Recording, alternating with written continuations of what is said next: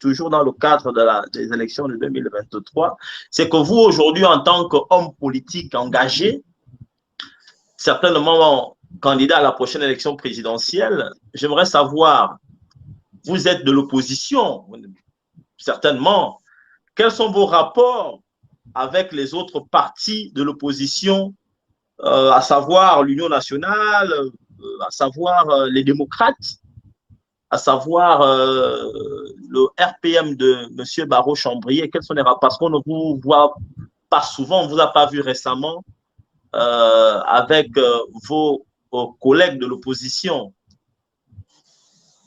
Alors, il faut distinguer l'opposition france-africaine et l'opposition souverainiste. C'est deux oppositions différentes. Si vous me permettez, je vais essayer de les expliciter. L'opposition france-africaine a une posture. Elle ne critique jamais la France-Afrique, puisqu'elle appartient finalement au corpus france-africain. Donc, cette opposition et nous n'avons rien en commun. Cette opposition veut juste remplacer la marionnette et accepter d'être actionnée par le marionnettiste.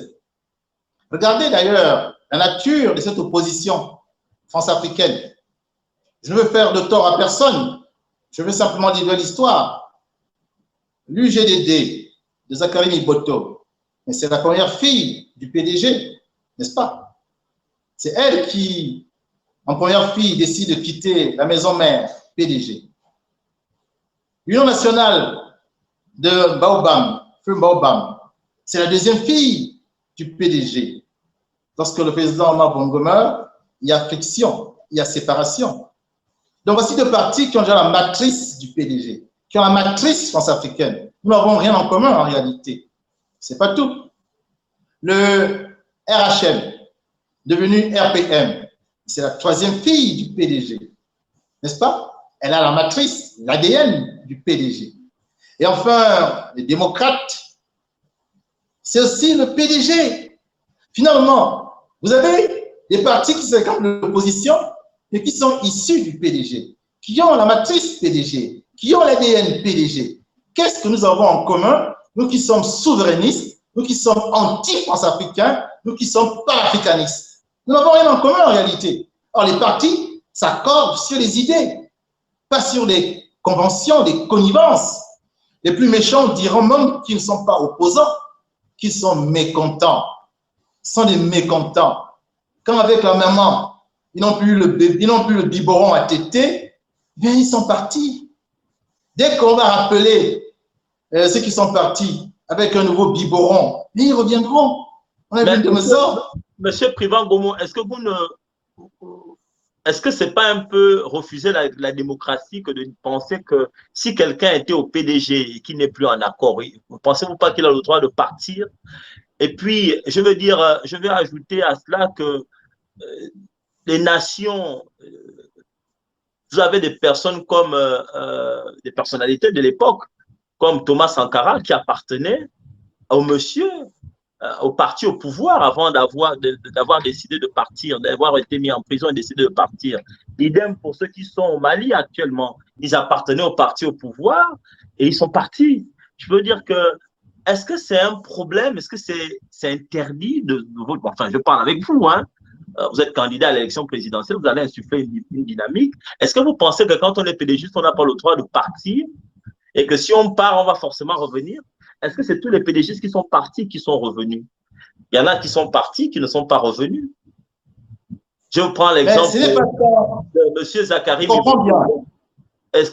Je comprends bien, M. Nandong. Ce n'est pas tant de partir. C'est quelles sont les raisons qui ont justifié le départ. Lorsque Thomas Sankara prend le pouvoir, il montre une vision, il montre une action qui est en rupture totale avec l'ancien système. Tant qu'il était dans le système, on pensait peut-être qu'il était en accord. Mais dès qu'il a pris le pouvoir, il a montré sa différence. Lorsque Assimi Goïta prend le pouvoir, lui qui est déjà militaire sous les ordres de Ibeka, Ibrahim Boubacar Keïta, il pose des actions que n'a jamais posées notre président défunt, Ibrahim Boubacar Keïta. Donc, il faut qu'on nous demande, il faut qu'on pose la question à ceux qui sont quittés, ceux qui ont quitté le PDG, quelles sont les raisons idéologiques qui justifient leur départ? Non, mais monsieur le Président, le régime actuel qui est au pouvoir au Mali a commencé à manifester leur distance envers la France lorsqu'ils sont arrivés au gouvernement de transition, pas avant. Est-ce que c'était avant? Oui, non, c'est quand même le pouvoir. Ce que je veux dire, c'est que les partis de l'opposition dont vous faites allusion, hormis les personnes qui sont à la tête, mais il y a de nombreux militants dans ces partis-là qui n'ont jamais été au PDG. Non, moi, je ne parle pas des militants. Je parle de ceux qui étaient au PDG et qui en sont sortis. C'est de ceux dont je parle. Quels sont les éléments idéologiques qui expliquent le départ de M. Miboto du PDG? Quels sont les éléments idéologiques qui expliquent le départ d'André Baobab? Ce sont ces aspects-là. Quand vous êtes dans un parti, le parti a une vision, le parti a une idéologie, et vous vous accordez pour faire valoir cette idéologie. Et si vous êtes aux affaires, vous appliquez les idées que vous avez comme étant votre essence idéologique. Mais quand on sort de ce parti, à quel moment se situe la rupture idéologique? Quand certains ont peut-être l'outrecuidance de dire que c'est davantage des questions personnelles, c'est davantage des questions d'intérêt, c'est davantage un mécontentement qui justifie le départ. Vous comprenez que si la raison du mécontentement est finalement réglée et qu'il n'y a plus de mécontentement, ceux qui étaient partis peuvent revenir, n'est-ce pas? Ça semble logique. Tant que nous n'avons pas une explication rationnelle, objective, de la rupture idéologique qui s'est produite et qui justifie l'existence de l'UGDD, l'existence de l'Union nationale, l'existence du RPM et des démocrates, je me dis que ça peut être des convenances personnelles qui sont dégradées et que si à nouveau le marionnettiste réussit à mettre ensemble, ben ils vont se retrouver dans la même machine. On a déjà quelques cas qui sont présentés. En somme, si je puis me permettre, Monsieur le Président, si demain la classe politique de l'opposition décide de mettre en place une candidature unique, vous ne ferez pas partie de cette candidature-là parce qu'il y a des anciens PDGistes à l'intérieur. Mais est-ce que vous pensez qu'il pourra avoir une candidature unique? On ne sait pas. Les gens avaient parié qu'il n'y aurait pas de candidature unique en 2016. Moi, j'étais en 2016 dans l'état-major de Jean Ping. Il n'y avait pas de candidature unique de l'opposition. Il y a eu une candidature consensuelle, celle de Jean Ping. Mais il y avait la candidature de M. Pierre Karanga Moussavo de l'opposition. Il y avait la candidature de M. Ben Moubamba de l'opposition. Si vous permettez, Monsieur le Président, à l'époque, on parlait des ténors. On parlait des personnes qui pesaient dans mais quand vous parlez de candidature unique de l'opposition ne veut pas, enfin, du moins ce que je voyais, on vivait ça de loin, on ne veut pas dire qu'il n'y aurait pas de candidat de l'opposition parce que de toute façon, le régime tel que nous le connaissons crée ces opposants parce qu'il y a les opposants du pouvoir et les opposants au pouvoir. Il y a toujours... Je ne veux pas insister sur cet aspect-là, car lorsque vous dites candidature unique de l'opposition, c'est une arlésienne qui n'a jamais eu lieu depuis 1993. C'est une arlésienne.